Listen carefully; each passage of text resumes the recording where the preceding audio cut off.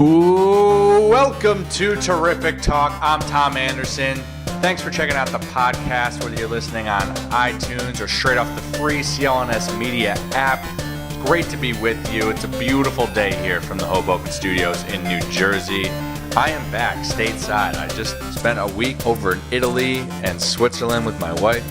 Amazing trip. And I get back here and the NBA season's starting. Boom, just like that.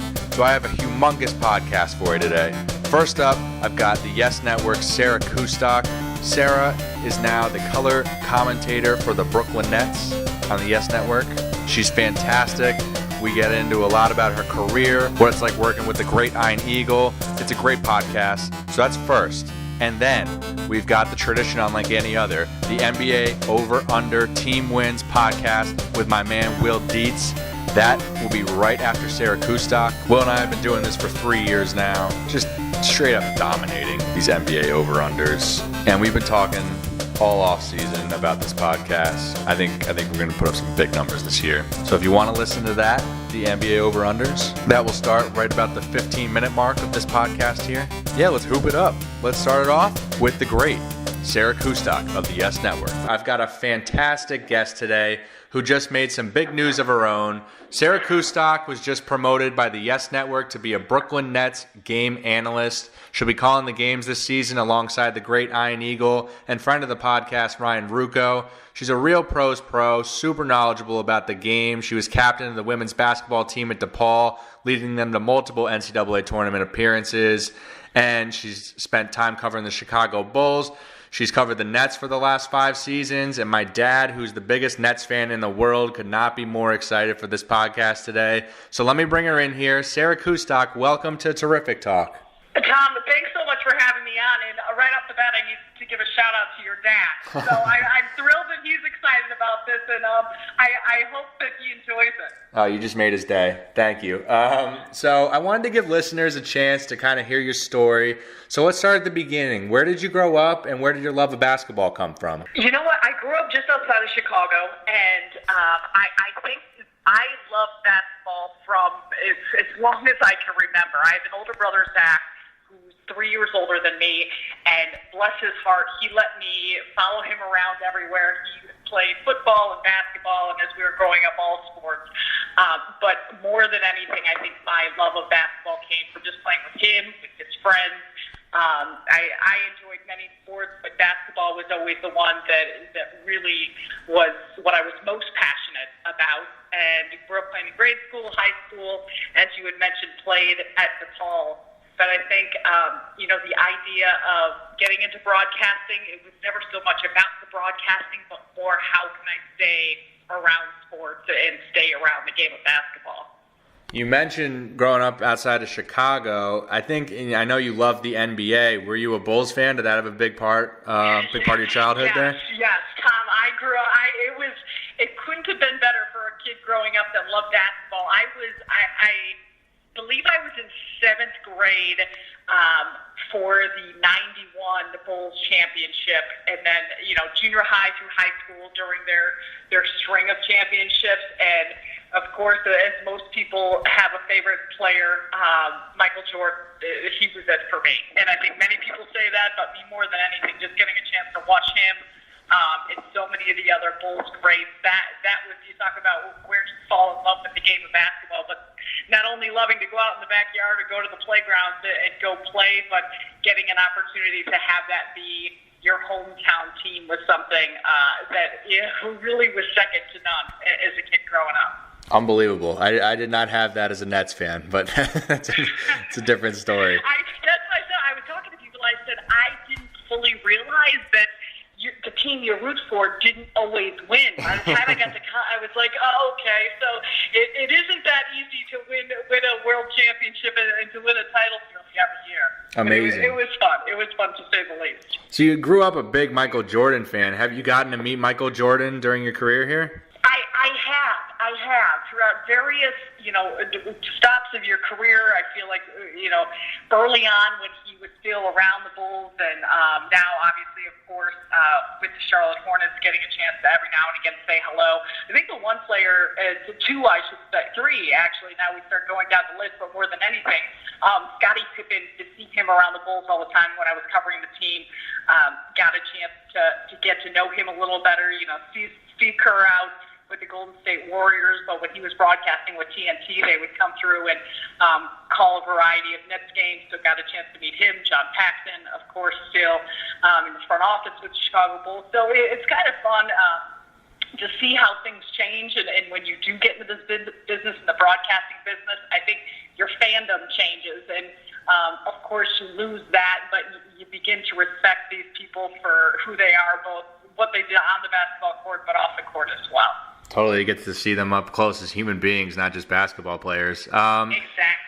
Doing this podcast, I talk to a ton of broadcasters and reporters, and the one thing they always tell me is preparation is key. And you're a great example of that, because I think it was 3 seasons ago, there was a scheduling conflict between all the color analysts of the Nets games, and the producer there, Frank DeGrace, gave you a shot, and you got to fill in there.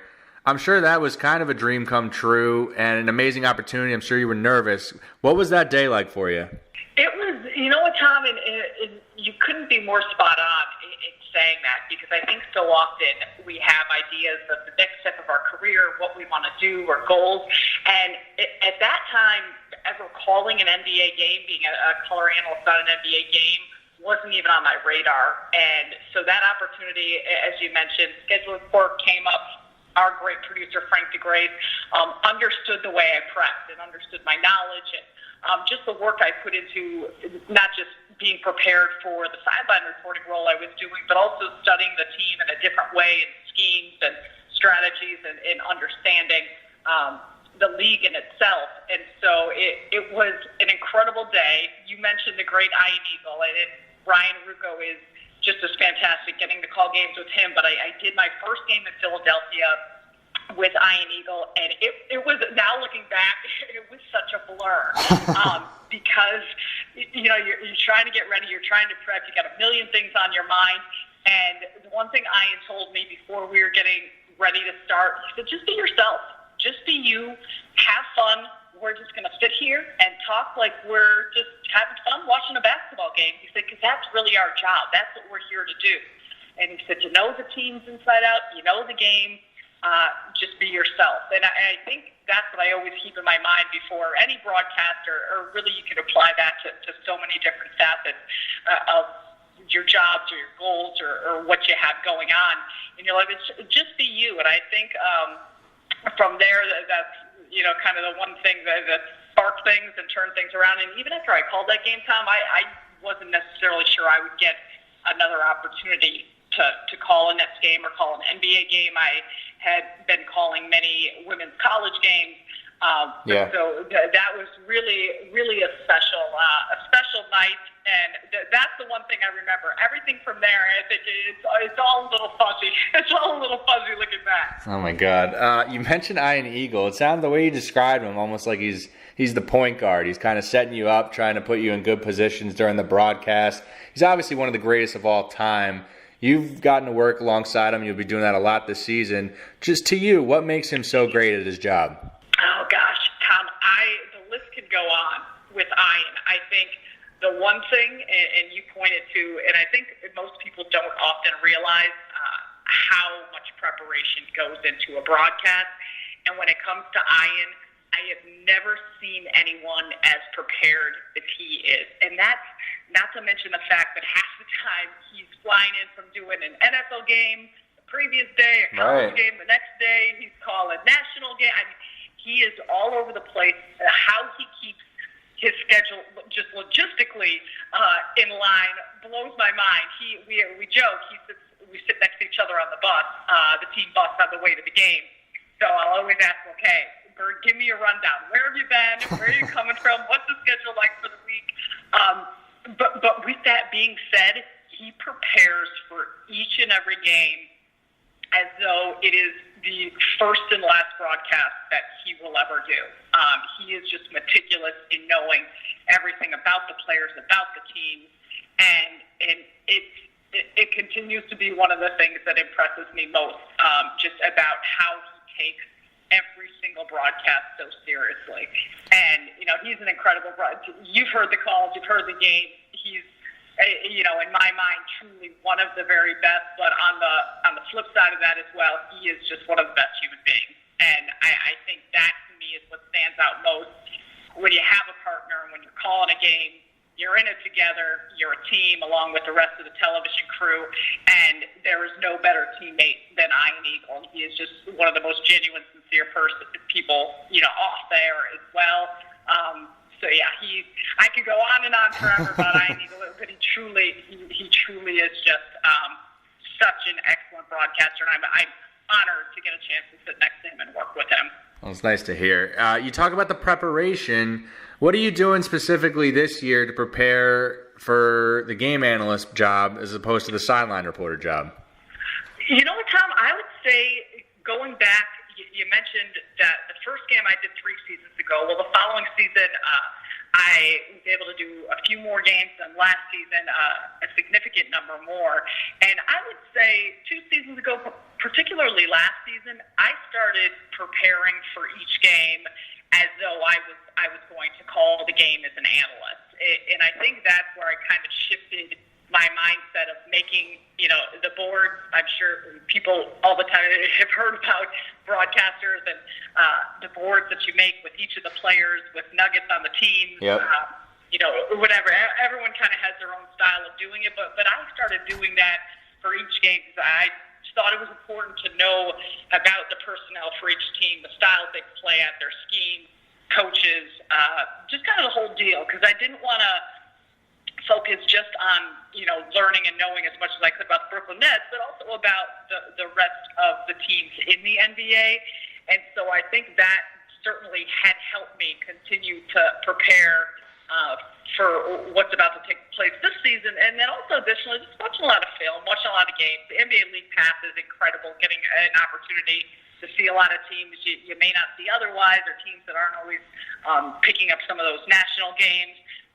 There's synergy, and you get a chance to look at players a little bit more, what their tendencies are. So I think for me, it's just all about that. How much can you really just immerse yourself in the amount of film you can watch, the numbers you can see, the stats, and at the end of the day, just try and really continue to learn as much as you can about each team and player and coaches and what it is that they're trying to do within their organization. You're obviously on the road a lot with this job. You're flying all over the place. I read in an interview that you were a huge 24 fan, and I immediately loved that because I love 24 too. Tom, that's my favorite. It forever will be my favorite show. The best. Jack Bauer is the best of all time. No doubt about it. What other shows are you a big fan of these days? I hate to say this, and despite being on TV, I'm not a big TV watcher. Like, I don't watch a lot of TV shows. The handful that I watch, what shows do I watch? I'm trying to think of the shows that I have on my DVR. I'm a huge fan of Modern Family. That's nice. the one show that I always kind of turn to. I've watched Homeland. I've watched Breaking Bad. But and again, this is embarrassing to say, like, I don't get any of the specialty networks, so I don't get HBO or shows. I don't get any of those. So when people are talking about Game of Thrones or a variety of different TV shows, I don't even do Netflix. I'm watching it. To your point, I'm watching a lot of basketball. But, there you go. But no, I really can't pick out necessarily a lot of my favorites. I watch Madam Secretary. I'm not one of the kids when we talk about TV shows. Last question here before I let you go. Just what's the biggest piece of advice that you can give young broadcasters out there listening to this?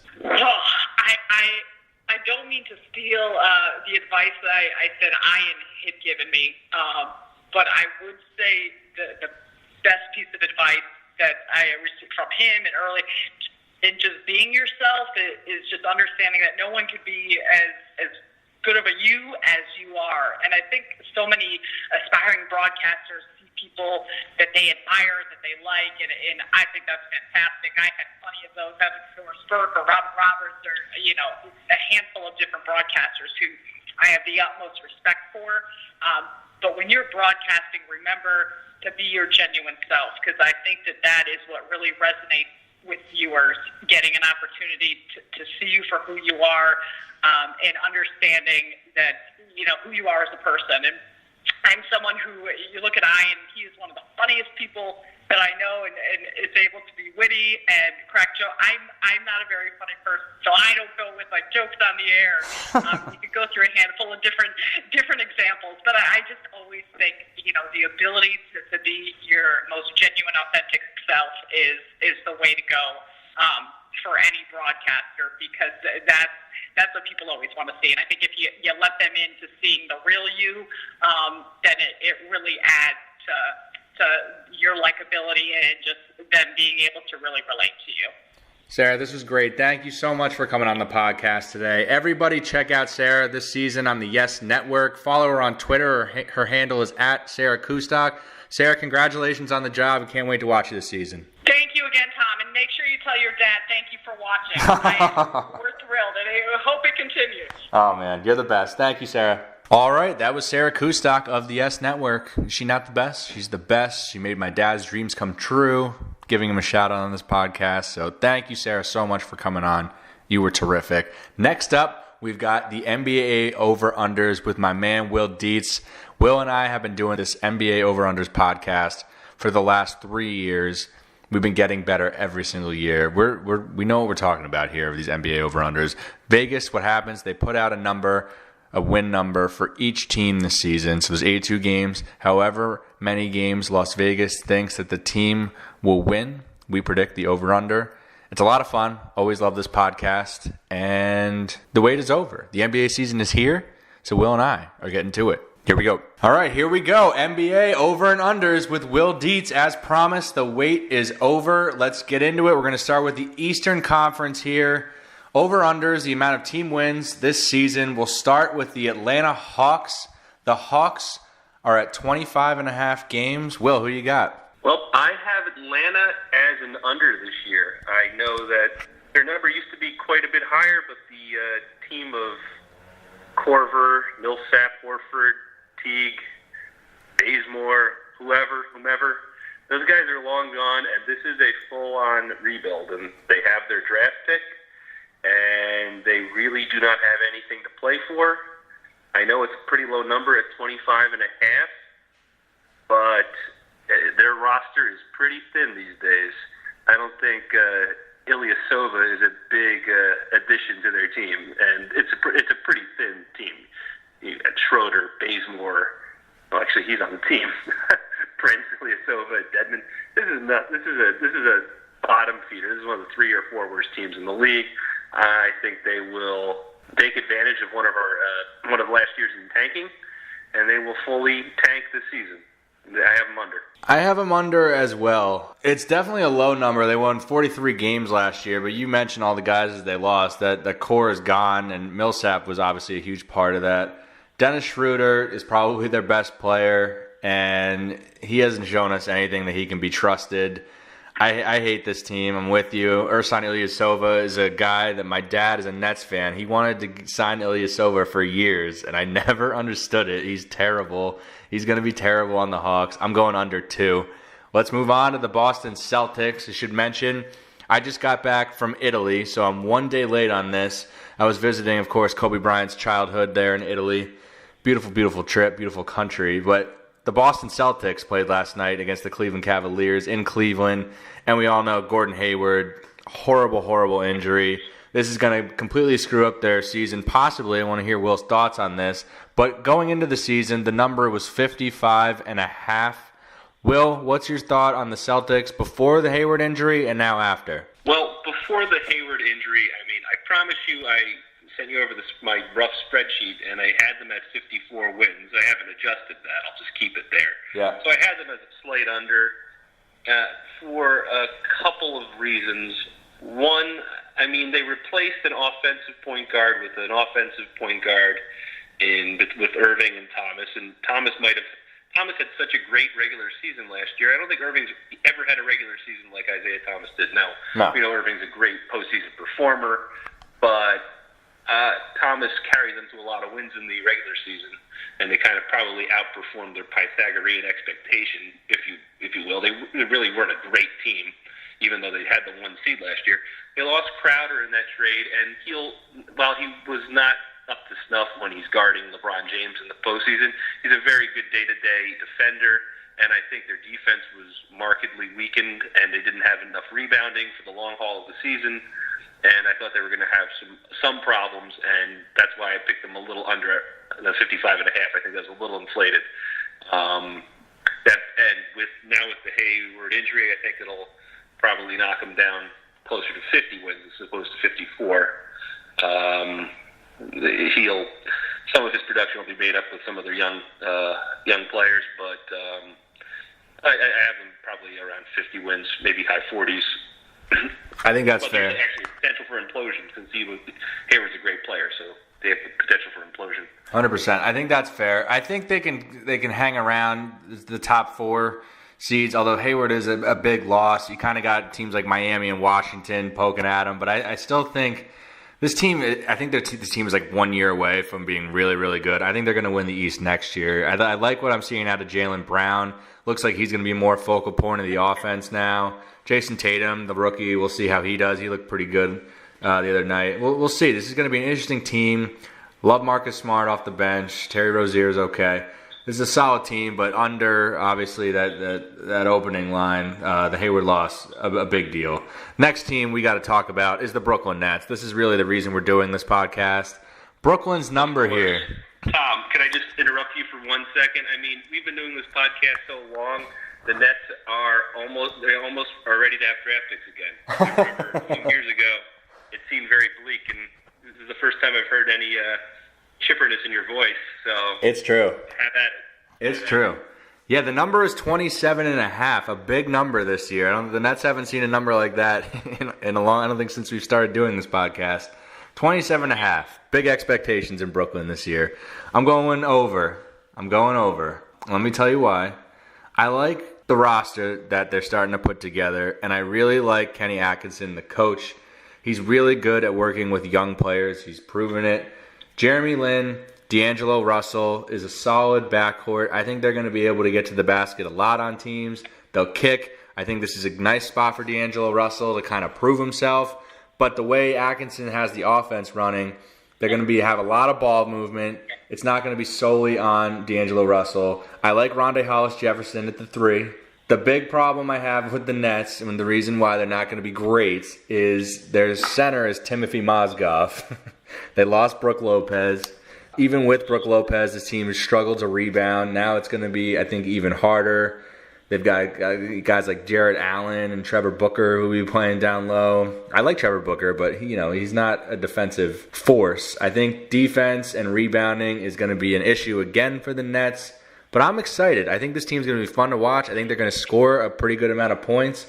And they're not tanking. You mentioned the Cavs have their first-round pick this year, so they're going to try to win. And we saw last year when Lin was in, they won. They won a lot of games. They were over 500. If he can stay healthy, you add D'Angelo Russell to the mix, I think the Nets can get over this number. Am I crazy? You are not crazy. Oh. I think your analysis is spot on. I'm going to have our first disagreement here. I just think that's a pretty... you know what? I'm not going to disagree. I want to add a couple wins to their total. Yeah. I think they'll... I agree with you. Obviously, they have some late first-round picks now, right? But other teams' picks. Right. But they don't have their own. They have no reason to be a bottom-5 team, and they're all about player development right now. They are going to have a dynamic offense, and they're going to play no defense. But I think they could probably squeak out 28 wins, 29 wins. Most of these guys are professionals. They've been in the league long enough, and they seem to care, and I think they seem to buy into this concept and program that they're putting in place. So I'll agree with you. Yeah, they got some real players. They added Alan Crabb. This is an exciting team, and this is an exciting moment. This is the first time I think you've ever gone over on the Brooklyn Nets. This is big. I know. I think didn't they go over by about a half a win last year? I think they might have. I think they squeaked. They might have squeaked over. Yeah. Just to interject, Vegas was pretty amazing last year. I've never seen so many teams on the last day going for the over or the under. It was unbelievable. Yeah, the Nets finished 20-62 last year, so we're building. That was the under then, because I think it was 20.5 last year. There you go. All right, who's next? Next up, we've got Charlotte. The over/under is 42.5. I don't have too many thoughts on this team. I know Nick Batum, one of their better players, has been banged up. He's out for about the next 8 weeks, and yeah, I think he is probably their top 2 or 3 players. So that's going to have some major effects on them. They'll miss 15, 20 games. I think the Eastern Conference is pretty dreadful, and Charlotte's a team that's going to try. Their over/under is pretty high at 42.5, but I'm going to take the over. I have them at about 44 wins this year. What do you think of the Hornets? I was hoping to disagree here, but I'm with you. I'm going over. I kind of like the Hornets. I've always liked Kemba Walker. I don't know. There's something about it. I think he's a gamer. I don't mind watching him play. They added your boy Dwight Howard, which is definitely going to be an interesting experience. He's been a disaster everywhere he goes, but at least he can rebound. He can still defend. And one guy I like who they drafted here, who a lot of Knicks fans kind of wanted, was Malik Monk. I think Charlotte, he could come off the bench and kind of give them a spark. I think he's going to hit a lot of threes. He can score some points for them, something that they've been missing from that shooting guard position. I like Malik Monk. I don't love the Eastern Conference, as we know that. And I think this team, they've got Frank Kaminsky. They've got their solid core there. They've been winning. They've been getting better. And I like some of the additions, so I'm going to go over. I like over on the Charlotte Hornets this year. All right. Now we're on to the Chicago Bulls. Their over/under is 22. Tom, what do you think of this sorry state of a franchise? I hope you've heard the recent news that Mirotic got slugged in the face by Bobby Portis. And the team suspended Portis 8 games. But I guess that was a pretty fierce competition for the power forward spot. Unbelievable. Yeah, I think this team, it seems like they're tanking. Obviously, Jimmy Butler is gone now. Rondo is gone. They've got Jerian Grant, Justin Holiday, our boy Robin Lopez. This isn't a very deep team. The guy they got in the Jimmy Butler trade, who I know was terrible in Minnesota, was Chris Dunn, the point guard. A lot of people are down on him. I'm still not over the Chris Dunn experiment. He was really impressive in college at Providence, and I just liked his makeup. We'll see what he can do here on this Chicago. I'm sure he's going to get a lot of playing time. All this being said, I'm going to take the under on the Bulls here. It's tough to bet the over, but the number is super low. Yeah, I have them still gunning for the number 1 pick. They really have nothing to play for this year. You're right, they do have a lot of guys, a lot of guards with something to prove, but a lot of these guys are coming off injuries, banged up. I've watched a lot of them play over the years. Cameron Payne, Jerian Grant, Levine. They tend to get pretty banged up. Denzel Valentine is not a Draymond Green coming out of Michigan State. I think that they're going to struggle. And I have them as the worst team in the league with 18 or 19 wins. Yeah, it's going to be ugly. Next team we've got here, defending Eastern Conference champs, the Cleveland Cavaliers. We saw them win, obviously, yesterday against Boston. Their number is 53.5. I know going into this, before last night's game, you had Cleveland in the over. I also have Cleveland in the over. I like this kind of roster for the regular season. I think they're really deep. Obviously, Kyrie out for the playoffs. He was the guy who would score late for them. I don't know where they're going to exactly get that other than LeBron. And I think in the playoffs, that could be a problem. But regular season, I really like the depth. Derrick Rose, Dwayne Wade will be solid. Jay Crowder. You got Tristan Thompson, J.R. Smith, Iman Shumpert. There's a lot of names here. There's a lot of guys, a lot of minutes. Kevin Love too. Kevin Love playing center now, back to his roots. This is a solid team. It's the Cavs. You can trust them. They're very good at home. It's LeBron. I like Cleveland to go over. Why do you like them to go over here? For those reasons and a few additional ones. Every year their over-under was 55, 56, and we would be surprised when they didn't go over. I think this year it's now at 53.5. It's been corrected down a little bit too much. I think that last year was the low point in terms of their regular season rest. I think that with the additional regular season, the additional 2 weeks to the season, and everything being spread out, I think Cleveland was going to gun for the number one seed again this year. I think LeBron probably wants to have one more MVP year, and I think he can do that. And I think he's one of my top 2 or 3 picks for MVP this year. And I have them going. I had them winning 56 games before last night. I'm sure it probably had a game or two because of what happened to the Celtics, but I have them over. Had them over and expected them to be over this year. Next team here, I love to always get your analysis on Detroit basketball. It's always fun to see where you go with. And the Detroit Pistons, their number is 38.5. Who you got here? All right, I looked at this team a little bit, and I am going to go with the over this year for not many reasons other than the fact that this is their last go with this kind of team, this lineup. Yep. They got a lot of veteran players. They added Avery Bradley, who's a wonderful defender, good three-point shooter, to the same cast of characters they've had.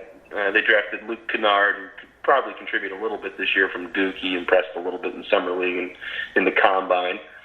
They need to get a bounce-back year from Reggie Jackson. They need Andre Drummond to be a dominant force. This is basically the last year. They're either going to go a little over or they're going to be a spectacular under. They'll go a full tank. So I'm going to go with the slight over because there are a few Eastern Conference teams that really aren't that good this year. What do you think? That's fair. I kind of struggled on this one. I like the addition, too, of Avery Bradley. I think that's good. You got Stanley Johnson, who I kind of like. Drummond is a big stats guy. I don't know if he can really win in the league. He hasn't proven that yet. Reggie Jackson, maybe he's got... 2 years ago, they won 44 or 45 games. Yeah. Last year, they won about 34 or 35 games, and the Vegas split the difference with a 38.5 over-under. So... That's fair. Last year they won 37 games, so they're right there. And Reggie Jackson missed a substantial amount of time. All right, I'll go over. I was leaning under, but I will go with you here. I will go over on the Detroit Pistons. You never get the Pistons wrong unless it's terribly wrong. So I'm going with you. Detroit basketball. Next up, the Indiana Pacers. 31.5 is their number. Paul George is gone. Are they going under? Would like to hear your thoughts first. I'd like to see if we actually disagree on one. All right. I am going to... What's the number? 31? 31.5. 31.5. All right. I am going to go with the over here. All right? You know why? Because there's a lot of great former Nets on this team. My boy Bogdanovich, Thad Young. Those are two building blocks right there. You got Oladipo, who... is a solid player. Miles Turner, very good. I like that Young. I don't love their point guard play. You got Darren Collison, Corey Joseph. I don't really like either of those guys. You still got Lance Stevenson, who you never know what you're going to get with him. Big Al Jefferson still on this team. Obviously, the Paul George thing is a big deal that he's not there anymore. I don't love their coach, Nate McMillan, which makes me a little nervous about this pick. They won 42 games last year. I'm going to take a slight over. I think they can get it. I think the Eastern Conference is so bad, I think they might be able to get it. I agree with the slight over. They really did correct them down. I think last year we were very confident in the Pacers over. We were both wrong. I think we both thought they would be a upper echelon 4 seed, and their over-under was 43 and change. And they didn't get terrible. to it. Yeah. And they just seemed like they got behind the 8 ball and were treading water all season. Yeah. They still have a lot of those veterans. They added Victor Oladipo to carry some of the offensive load, and they're hoping that Miles Turner, probably their best player, steps up and takes a leap forward this year in terms of his defense, his blocks, his three-point shooting. He's a very dynamic player, and this is year 3 for him. and they're hoping that they take a step forward with him. I don't think the Pacers are the type of franchise that likes to tank, so that gets me to leaning toward the over a little bit. That's just my opinion on the franchise, but that's where I'm at right now. Yeah, I'm with you. Who's next? Next up, we got the Miami Heat at 43.5 wins. Last year, the Heat were a tale of two teams. They started out as one of the worst teams in the league and then ran off a stretch where they won over 30 out of 40, or even better than that. They went on such a great winning streak, they wound up hitting their over. Crazy. This year, their over-under is 43.5. I think that they will not win at the pace they won at for the second half of last year, which was a 60-win pace. But I still have them getting the over primarily due to their coaching, their player development. The more I think about it, I know I haven't prepared that much for the Heat, but the more I think about it, I am a little worried about two things. I'm worried about their collective age. I think their point guard, Goran Dragic, he's a great player, but he's starting to get up there in age now. He's 31, I think. Yep. And he's getting a little old for a point guard, so I kind of worry about him health-wise. He needs to be healthy for this team to go because they're a little offensively challenged. And I worry that if things go a little sour, they are a smart organization and they will, shoot for the bottom. So that being said, I still think they're going to hit the over. I think their play from last year will carry over this year, and I have them as an over. I'm with you. I have them as an over too, slight over. I think they're one of the upper echelon teams in the East, maybe like a 5 seed this year. They added Kelly Olynyk, who we know can space the floor at least a little bit for them. You got Hassan Whiteside down low. Deion Waiters, let's see if he can continue after a great season last year. I am with you. I think they're well coached. They got a lot of young talent. Maybe Justice Winslow can have a big bounce back season. I like them. Next up, this is an interesting one. We got the Milwaukee Bucks here, and their number is 47.5. Pretty good number for them. Last year they won 42 games. The Bucks, I kind of like. I want to hear your thoughts on it, but I think if they have a full year now healthy of Chris Middleton, obviously you want to get a healthy Jabari Parker back in the mix. The Greek Freak we saw last season took it to a new level. He's still super young, but he's ready to be an MVP. I mean, I think we're like a year or two off from him bringing home the MVP trophy. He's awesome. You got the Rookie of the Year Brogdon there playing point guard for Jason Kidd. I like the Bucks starting lineup. I'm not wild about their supporting cast. I wish they could get rid of Greg Monroe and get something back for that. He's just a weird fit on that team. But I think they have a nice mix of young guys and veterans. I like the Bucks. I think they could get the over this season. I think the Greek Freak Giannis could propel them for a couple more wins. What do you think, though? I'm going to take just a very slight under for them. I do think that Giannis is really has stepped his game up so much last year. He's an unbelievable presence, both offensively, defensively, handling the ball. Obviously, his shot's not completely developed, but he has been improving every year. They're an intriguing team.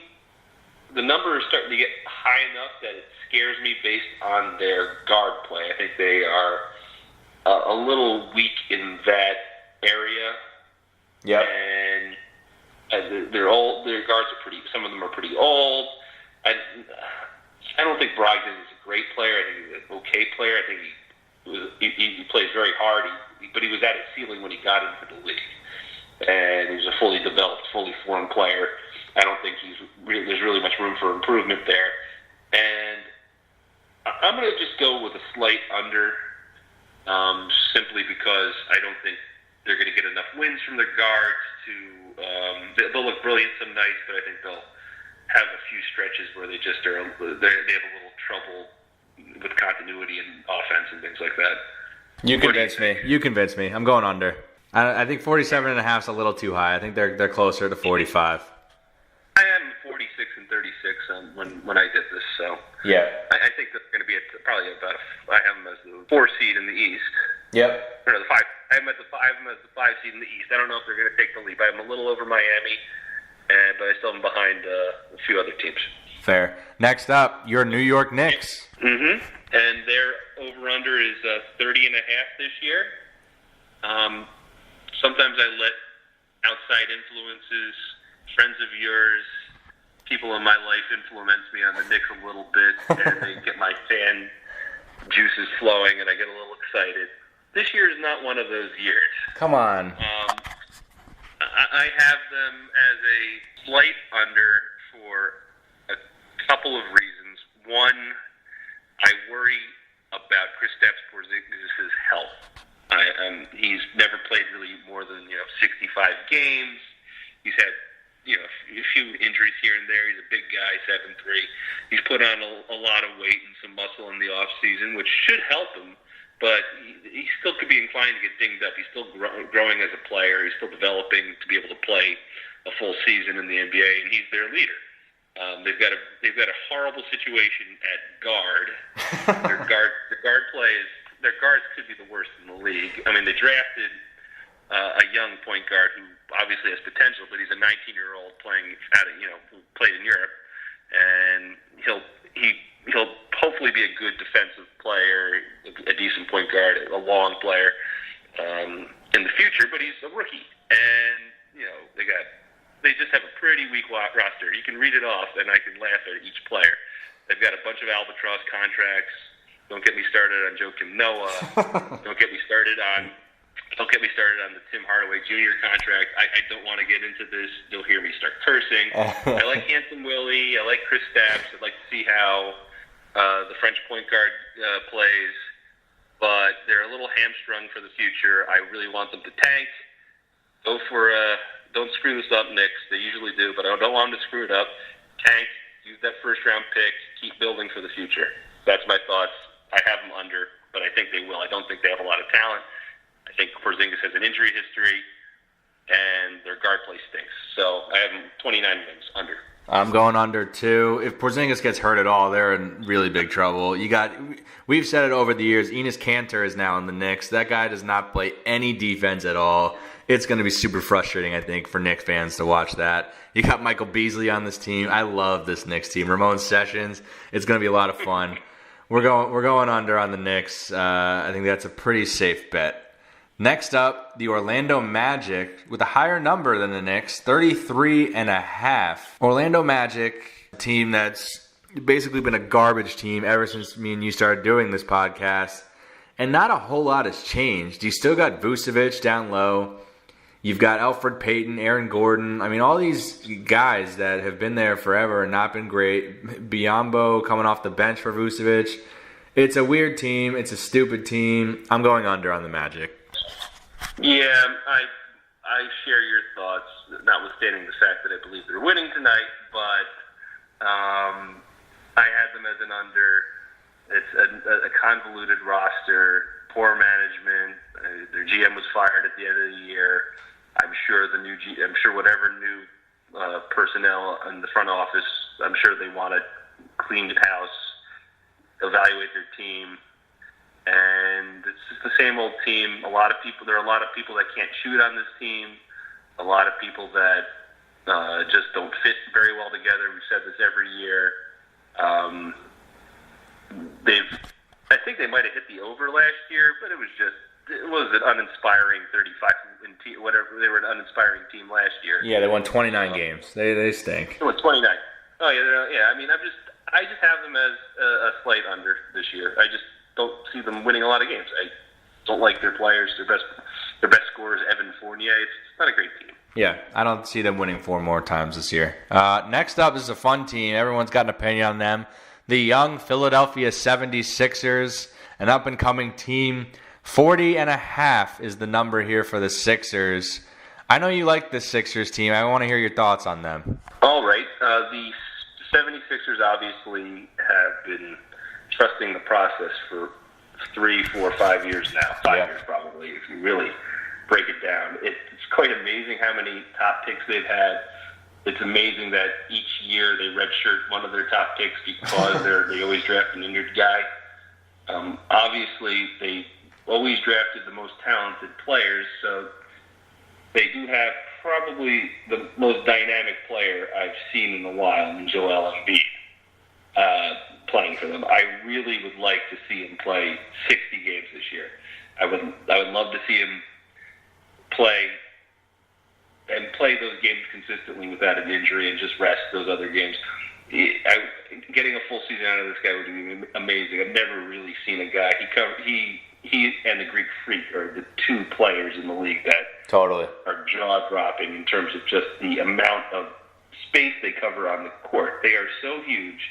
Their wingspans are so long. They get up and down the court so quickly. Embiid's got a great three-point stroke. He's so big in the paint. He can block just about anything. He's a joy to watch. He's a joy on social media. He's just a fantastic guy. I'm rooting for the team as a whole. They obviously added some veterans. They got J.J. Redick in there at shooting guard.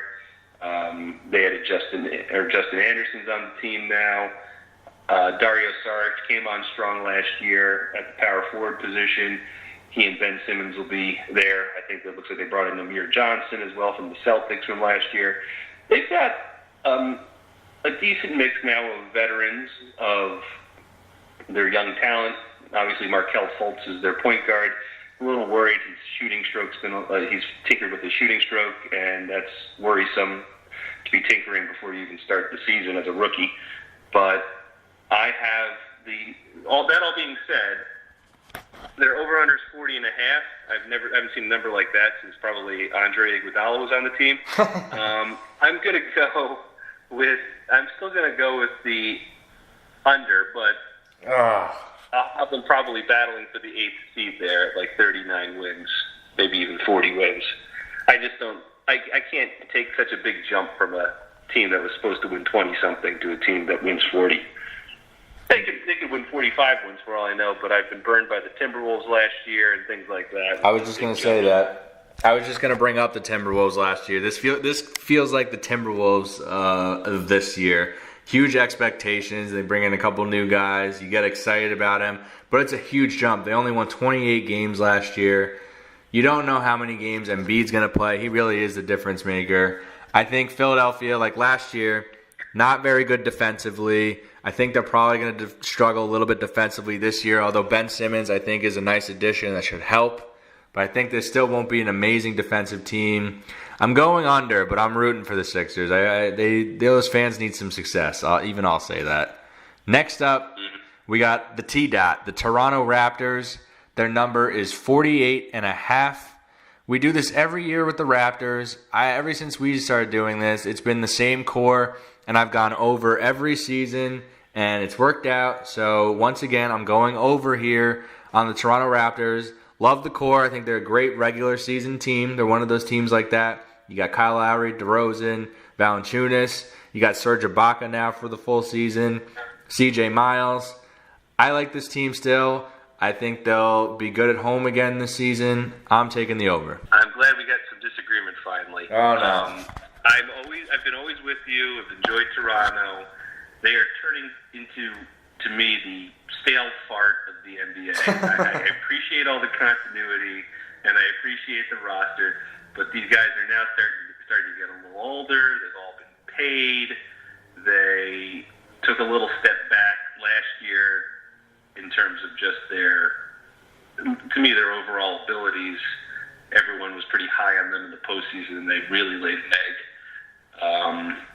I think the team has peaked. They remind me a lot of the Atlanta Hawks in terms of how their team was constructed and their arc. And their arc is now the year after the Hawks won 60 games. The Toronto obviously never hit a peak like that, but it's now the year after their peak, and I think they're going to still be one of the top 4 teams. I have them winning 47 or 48 games, but I'm going to take a slight under on this team, and I'm going to have the team next to them bump them in the standings. The next team we talk about. But I'm glad we get to disagree on something. I'm glad we disagree on it too. I'm definitely worried about Toronto's depth a little bit. I just think they're a solid. They're going to miss Patterson. He was actually a big part of their team, but I think they still have the core. I think they'll be okay. I think the East is pretty crappy. I think they can rack up some wins here, but we'll see. There's always a streaky team. The next team you mentioned, the Washington Wizards here, the last team in the Eastern Conference, their number is 48. Interesting. The Wizards are always interesting. They always show up in the playoffs. I think they're a very good playoff team. John Wall, I say it every year, one of the best players in the NBA. He's fantastic. Great leader in the playoffs. And that's when Bradley Beal always shows up. But the regular season, Bradley Beal, for whatever reason, he's got a lot of injuries in the regular season. Maybe he doesn't get into a great groove. We haven't seen a great regular season really yet from Bradley Beal. They got the guys intact, though. They re-signed Otto Porter. You still got Gortat, Kelly Oubre Jr. Not a lot of depth here, but they have a great starting five, and John Wall, as I mentioned, is amazing. 48 is an interesting number for them. I'm kind of leaning on the over, but I want to hear your thoughts. All right. First, I'll get out of the way that one worry I would have with this team is that they showed it in the playoffs last year. They are a very thin squad. They do not have a great amount of depth. Yeah. Especially in the playoffs when you tighten your roster. They just didn't have a lot of great players. But I do think that they are a team that's got a good blend of old and young. They've got their stars are in the primes of their careers. Their athletic wings are a little younger than their stars, Porter and Oubre, and I'm hoping that Kelly Oubre takes a big step forward this year. They've got a lot of veteran bigs. Hopefully they can get a little something out of Jan Mahimny. They got nothing out of him last year, and hopefully he comes back and plays a little bit behind Gortat because they're pretty thin at center. Yeah. Those negatives and positives being said, I am going to take a slight over on the Wizards. I think they will play pretty hard night in and night out. It's their year to at least compete and get a top 3 seed. And there's going to be a lot of easy marks in the Eastern Conference. And as long as Wall and Beal are healthy, which is a big if, but as long as they are, this team will be. I think this team will go slightly over. Of course, that's health dependent because they are a thin team. But I have them going over. All right, we both like the Wizards over. So that's the Eastern Conference. So which ones did we disagree on? We agreed on most. We agreed, I believe, on everything except Toronto Raptors. Oh, my God. All right. So you convinced me to go the over on the Brooklyn Nets, and you convinced me on Milwaukee. To take the under on the Bucks. On the Bucks, and everything else was a pretty solid agreement. All right. Right? Yeah, I feel pretty good about those picks. I think we're on the right track here. Let's move on to the Western Conference. You want to start us off here? All right. First up, we have the Dallas Mavericks. Their over/under this year is 35.5. The Dallas Mavericks. All right. So we got a young team here. They're kind of in a weird rebuilding, but still trying to win phase. They added Dennis Smith, the point guard, who obviously in the summer it looks really, really good. He looks like he could have a big impact right away. They're bringing back the usual suspects. You still got Dirk on this team. You got Harrison Barnes, one of Will's favorite players in the NBA. They've got Seth Curry, J.J. Barea, the usual guys. Devin Harris is still on this team. Last year, the Dallas Mavericks won 33 games. Now they have them penciled in for 35.5. They think Dennis Smith might make a little bit of a difference. I'm going to go under on Dallas. I think there's tanking potential here. I think it's putting a lot on Dennis Smith. It's not a great team. Western Conference a little bit better. I'm going to go slight under here on Dallas. What about you? I completely agree. I have Dallas as a under, probably 33 wins, with the potential to go even lower than that if they really pull the plug on this season. It's a lot of the same cast of characters, some good players that are another year older and another year not great. Obviously, Dirk Nowitzki is no longer the player he was. Dennis Smith Jr. is probably the steal of the draft. But that being said, I don't think rookie point guards really have much of an effect on a team's wins. Very few rookies actually have an effect on a team. LeBron James and Carmelo Anthony were probably the two that I can recall had the most effect on a team. Very few rookies have any effect. So yes, I agree on taking the under. I think that this is a full-on rebuild, and they have some pieces, but they're going to go for another pick. Next up, we got the Denver Nuggets. Denver, a team that Will always does really well on. I'm interested to hear his thoughts. 45.5 is the number. For me with them, I'm going to go over. I think this team is going to be fun to watch. I think they're going to score a lot of points. I think they're going to give up a lot of points. There's a lot of high-scoring games with them. They added Paul Millsap. You got Jokic here, who is coming off a big season. I think he'll continue it. Jamal Murray, you got Will Barton. You got Gary Harris. They got a lot of names. And my boy Mason Plumlee's on this team. They've got some depth on this team. I like Denver. You got me on the Denver bandwagon a couple years ago by pointing out how well they always play at home with the altitude. So for that reason, I think I'm going to go over here on Denver. I agree. I have them also as an over. Although their point guard play, which always helped them in the altitude, is not one of their strengths. Yeah. I think the rest of their lineup is very solid, and Jokic is such a beautiful passer that he takes a lot of the pressure off their point guard situation. Both he and Millsap are fantastic passers. You can definitely run off different types of offenses. I think they'll actually be a very good offense. Maybe not as much running as you say, but I think they certainly will take advantage of their youth and their speed at home, especially on second nights of back-to-backs. I have them as just 46 and 36. The 45.5 number is a pretty big jump from last year, and although not a big jump from their overall win total, I think they won 41 games last year. But I think this team is coming together. I think they're improving. They have incredible depth, I think, on their front lines. I really do I love their front line, and I have them going over. Next up, I'll let you take the defending champion Golden State Warriors. All right, I had the Golden State. I've listened to some preview podcasts, listened to a lot of people talk about them, and all I hear is a team that's going to win 70 to 75 wins. And have we learned nothing from the LeBron James school of this, of rest and of just regular season, malaise? I mean, the Golden State Warriors went really hard for the last 3 regular seasons, putting up incredible win totals, and they've had pretty good health. Although last year they obviously lost Durant for a big chunk of the regular season. They showed how great they were in the postseason, almost pulling off the undefeated postseason, only losing once. So everyone's saying they're going to win 70 games. I don't think this team really cares that much about the regular season right now. They have no. I don't think any of the players have any incentive to win 70 or 73. I have them. It's a strictly psychological play because they're the best team in the league. I had them winning 66 games, and I'll stick with the under this year. I don't think anyone else is going to challenge them.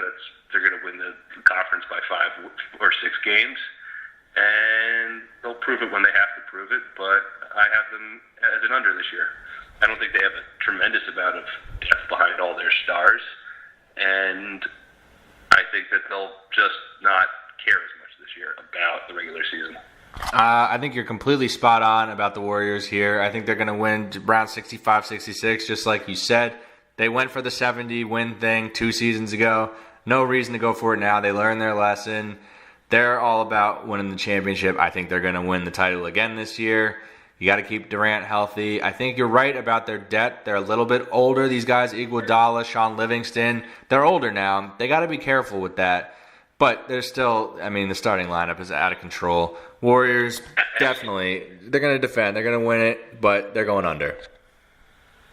Yeah, I agree. And I just think that they don't have the depth and they don't have the motivation. It's not in their best interest to get the over. It's not their best interest to go for 70.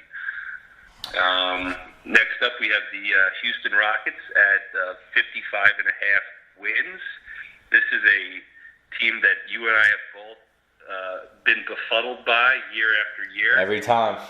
They seem to go from number 2 seed to number 8 to the 2 seed to the 8 seed every year. Based on the recent pattern, we should expect them to go 500 this year. But I don't think Vegas thinks that, and I don't really think that either. What do you say? 55.5 over under. I'm going to go with the over here. I think the team is going to be pretty similar to last year's team. It's typical D'Antoni here. We're going to see a lot of points. James Harden looks like he's going to kind of be the guy on this team doing most of the scoring. Chris Paul obviously will be heavily involved. You've got Ryan Anderson, Clint Capella, Eric Gordon, a lot of guys on this team. Trevor Reeves is always solid. A lot of guys on this team can score. They're going to keep scoring. Defensively, just always worried about them. I mean, they don't. Who's Clint Capella is going to shut down defenses? We got Ryan Anderson out there. He's a huge liability. I don't like them defensively at all, but I think their offense, like last year, will be too much for teams to handle in the regular season. I think they'll rack up a lot of wins. I'll go over here. Yeah, I agree with you. Between Chris Paul and James Harden, they're always going to have a floor general on the court. They've got the shooting behind them. They have a nice addition of P.J. Tucker to play a little defense. Luke Magabute could also play a little defense. So they have a few other players and a few other looks they can throw at teams. I think they're going to be gunning. I think Harden's at the peak of his career and is going to be gunning for something special again this year. I think they've got a lot of talent, and I have them as the number 2 seed in the West at 59 wins. Next up, we got the Los Angeles Clippers. 43.5 is their number. It's a risk, but I think I'm going to go over on the Clippers. Are you in agreement here? I'm excited you went that way because I'm also in agreement. I am really impressed with, I'm really excited about this new look Clippers team for the first time in a while. Yeah. Sometimes Chris Paul can suck the life out of a team. Too much Chris Paul is a little rough. And I really like, I like the addition of Patrick Beverly. They have Lou Williams. Austin Rivers is actually a pretty solid player. They had a Gallinari. They got Sam Decker. They obviously still have Blake Griffin, DeAndre, the 2 cornerstones of the front court. I'm excited to see this team play. And they've had years and years where their over-under has been 53, 54, 55 games. And sometimes they go over, sometimes they go under. Chris Paul is an old point guard now. I worry about old point guards. You saw what happened once like someone like Isaiah Thomas fell off a cliff. Many guys just fall right off. And Chris Paul is a great player, but he's slowing down a little bit. I don't think he's worth 10 wins. And last year their over-under was 53.5. I don't think that they're going to miss Chris Paul as much as people say. I think they're still, have a lot to prove. I have them going over, actually, quite easily over, like 46 wins, I think. Yeah, time to shine here for Blake Griffin. We saw it's happened in the past when Chris Paul would miss a substantial amount of, regular season time. Blake Griffin would really step up and play awesome, and they would win a lot of games. I think, obviously it's a big if Blake stays healthy and plays how we know he plays. I think the Clippers can definitely get over this number. I think it's kind of a low number too, but it's obviously built in with the injuries. So yeah, we both like the Clippers over. Next team, the LA Lakers. Kobe Bryant. Wish he was out there, but we're sticking with the young Lakers, Lonzo's Lakers. Their number is 33.5. Last year they won 26 games. Seems like kind of a big jump here for the Lakers. Let's look at their team. They added Caldwell Pope, who's been on the Pistons. They got Brandon Ingram now, a year older. Larry Nance Jr. They added my boy Brook Lopez, who I think will be solid for them. They've got names, but they're still super young. I'm leaning under here on the Lakers. I'm going to just disagree with you for maybe one reason. They really don't have much of a reason to tank. I think either they keep if they get the number 1 pick, they keep it, but they lose 2 through 5. So if I think they're really going to try and play hard, and I really think they're going to try and be offensively dynamic. and attempt to win as many games as they can, because they're a bad team, but if they try really hard, I think they can get a little bit over that number, and that would ensure that they actually keep their pick, whether it be 7, 8, 9. They do. The pick goes to, I think, Boston if it's 2, 3, 4, or 5. So they don't want to be in the 20s in terms of their wins. Yeah. Now, whether they settle at 31 and 51, you might be right. That 33.5 is a pretty high number. But I'll disagree and go over with the Lakers. This is fun. All right, we got to. Primarily because they have not as much incentive to tank. Fair. I'm happy we have a disagreement. I kind of wish it was the other way because I want to root for the Lakers, but it's okay. Next up, the Memphis Grizzlies, 37.5. What are you going with here? This one is probably one of the toughest. Was one of the toughest ones for me because this is one of the few teams out there that really has to make a decision this year in season whether they blow it up or not. I don't know if you agree with me on that, but they've partially torn down the grit and grind Grizzlies. There's no more Tony Allen. There's no more Zach Randolph. It's Marc Gasol, Mike Conley, and then a lot of the players that they've been developing behind the scenes for the last few years. I think they added Tyreke Evans, and I think Chandler Parsons is back, finally. The worst. All these years. If he finds time to go in between his trips to the club. But I don't know if it's nostalgia or just my respect for Mike Conley and Marc Gasol. I'm going to say that they hang on and they hit their over. This is good. What do you think? I'm disagreeing here. We got to have another disagreement. I'm going under. I don't love this team, and Mike Conley has had some injuries lately. Gasol has had some injuries lately. If one of them goes down, I think they're in serious trouble. They always hung around, and I really think Zach Randolph, even though he's not the same Zach Randolph, of the old days in the Grizzlies, I think him and Gasol together really did put a beating on teams. I think they were super physical, and it did hurt teams. Chandler Parsons is a huge question mark. They got Ben McLemore, Tyreke Evans, Mario Chalmers. I don't love this roster, and I think they're kind of in no man. Hey, Tom, it sounds like the Kings, and actually you've never seen the Kings win more than 30 games, so you might be right, but I'll stick with my guns here. We'll see. They're always a solid team with Conley and Gasol. They always have a chance. Two really great underrated players. So we'll see what happens with the Grizzlies. Next up, we've got the Minnesota Timberwolves here, who had a big number last year, and we were dead wrong. They were horrible. The number this year is 48.5. They added Jimmy Butler, as we know. That's right. Rubio's gone. So you got Towns, who had a monster second half, kind of what we were expecting the whole season from last year. Towns will probably have another big season. They added Taj Gibson. Still got Wiggins, who Wiggins and Butler, I think, is going to be an interesting combination because I think both guys want the ball in their hands. Jimmy Butler. I think it's a bad combination. I kind of do too. And I think Jimmy Butler, for whatever reason, has kind of not had the best chemistry with guys who want to have the ball in their hands. Now he's on a new team. He's probably going to want to be the leader there, Jimmy Butler. And Andrew Wiggins has been there for a couple seasons now with Towns. It's kind of the foundation. They added Jamal Crawford. I think the number is a little high. The corpse of Jamal Crawford. He's got nothing. This team won 31 games last year, and now they're asking for a big jump again, 48.5. I think it's too much. I don't think they're going to be amazing defensively again, although Jimmy Butler obviously a huge addition there. I'm going slight under on Minnesota. I'm in agreement. I think that they actually are going to figure it out enough to be a playoff team this year. Yeah. But 49 is a tall ask. 48.5, so 49 is a tall ask for a team that did not play defense last year. You got some redundancy, of course, with Butler and Wiggins. You don't have a very deep team. You've got some older players. Teague and Rubio are a wash at best, so you're not really gaining much there.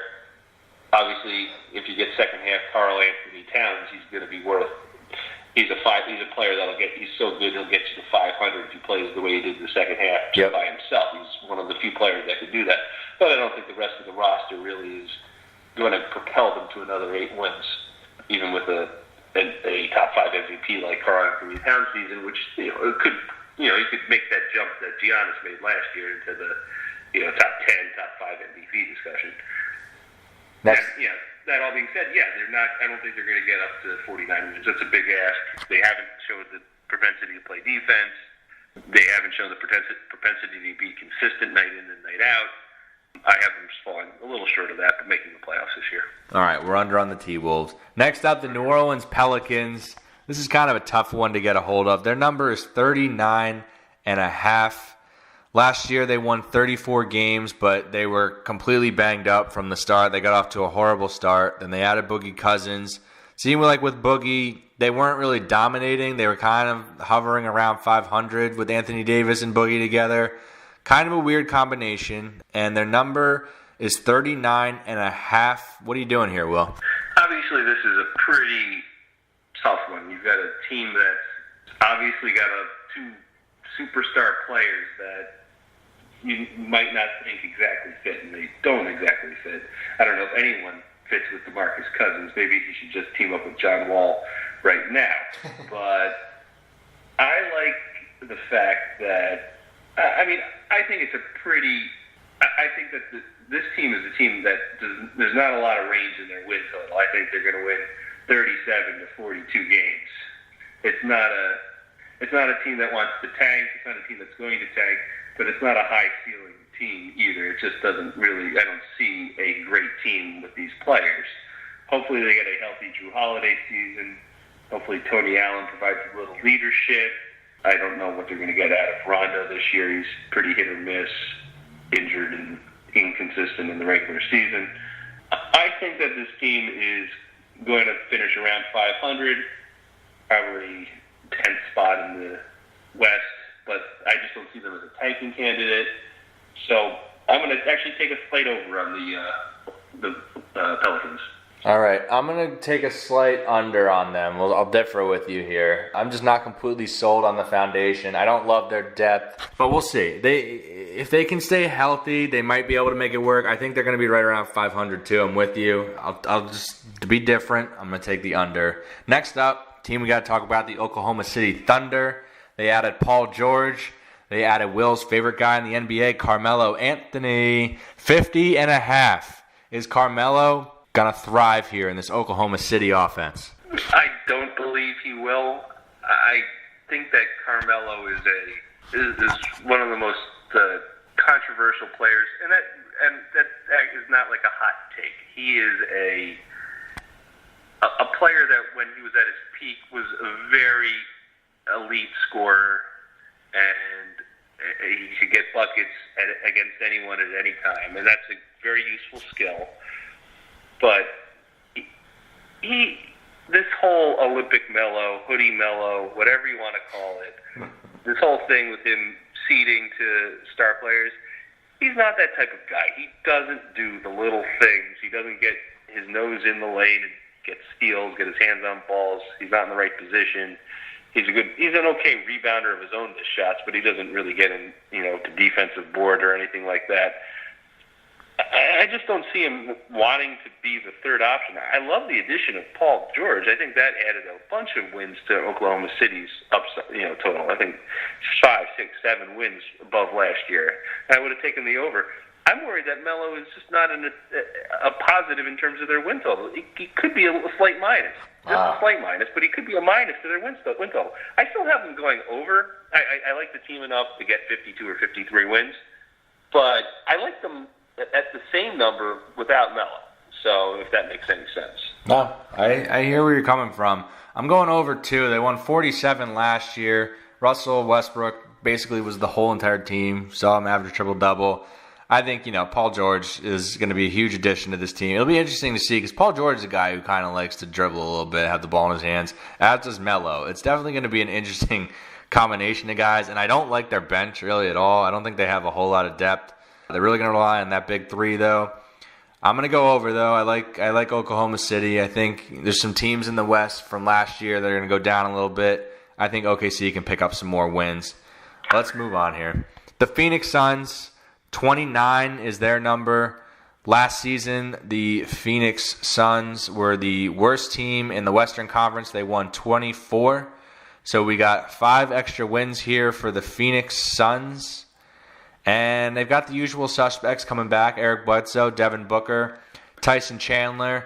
They added Josh Jackson, the rookie, who looks like he could be pretty special. We'll see.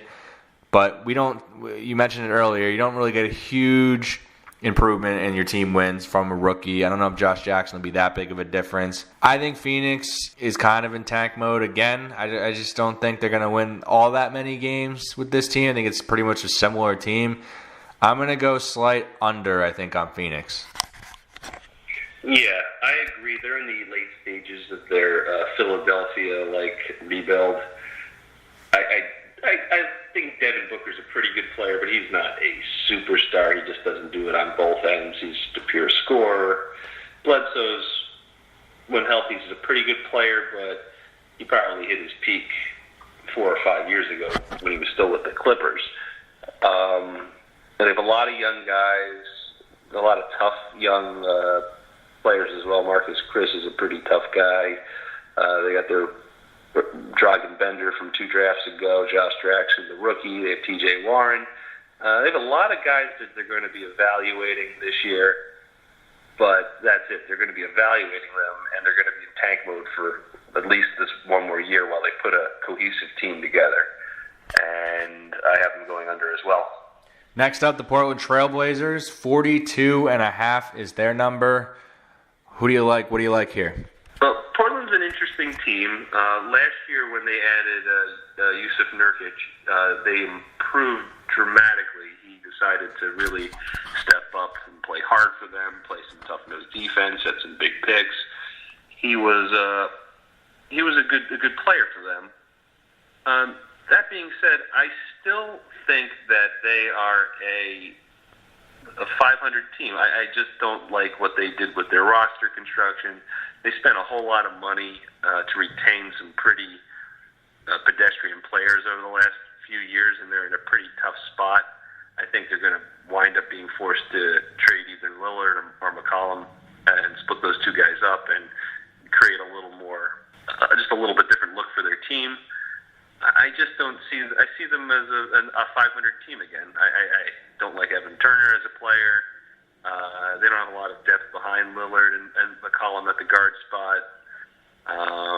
They got the same 3s and 4s as they've had in the past. They added Caleb Swanigan, who knows if he's going to be good enough. He was a fully formed player in college, I think. I just think it's another 500 year for the Blazers, and that's being charitable. I think they'll be 41-41, and that'll be under.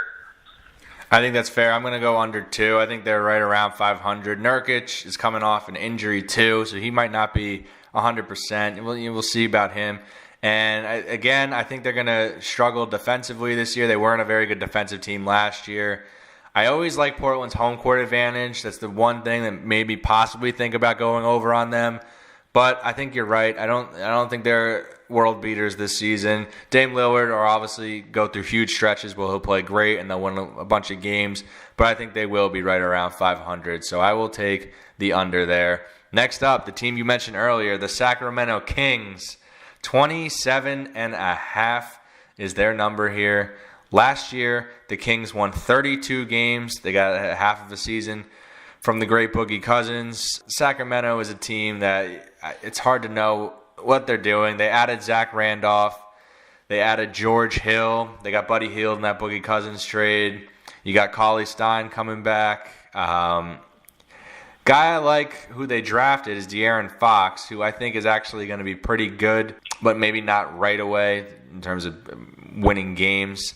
They've got an interesting mix of guys, but I don't think they're going to be very good. So I think I'm going to go a consistent under on the Kings. I think that they're an incredibly entertaining team with what they did with bringing in these veterans to tutor their young players. I forgot Vince Carter. Vince Carter's on that team. They brought Vince Carter, Zach Randolph, George Hill, those guys in to tutor Fox and tutor, I don't know, Scott Labissiere and how to avoid felony prosecution. And they drafted Justin Jackson, my boy out of UNC, right, title winner.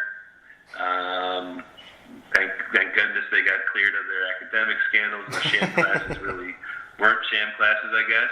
But yeah, right. That being said, I'm going to go under. I just don't understand this roster. I want Vivek to actually have a good team one of these days. I like the addition of Fox, so maybe he's going to be a Heald Fox, and a few of these young guys will be pieces in the future of a real team. But this seems less like a joke roster. They just threw a bunch of parts together, and they'll eventually see they're just not that good this year, at least. So I'll take the under with you. All right. Next up, the San Antonio Spurs. 54.5 is their number. Some people are down on the Spurs a little bit. I've read. You've got Kawhi Leonard, who's banged up, didn't play much at all in the preseason. He might be out for the beginning here. You got the usual guys back: Pau Gasol, LaMarcus Aldridge, Danny Green, Patty Mills. They added Rudy Gay to this team. Ginobili's still there. Tony Parker obviously still there, but he's a little banged up. So the usual suspects on the Spurs. They're older. Is this the year that you finally go under on the Spurs? Yes, it is. They lost a lot of the pieces on their team that gave them regular season depth, like Jonathan Simmons and someone else is escaping me. Deadman, yeah. A few of these players that really stepped up in the absence of Kawhi and a few of their players in the postseason. And they were always the type of guys, those Spurs that would win when they rested their top 3 or 4 players. Mm-hmm. They just don't have as much continuity this year. And with Kawhi being a little banged up to start the season, and their point guard situation being pretty old, and Danny Green getting a little older, Manu being one of the oldest players in the league. LaMarcus is another year older and another year worse. He peaked a while ago now. He can't play any D anymore. It looks like he's stuck in mud. Rudy Gay's past his prime.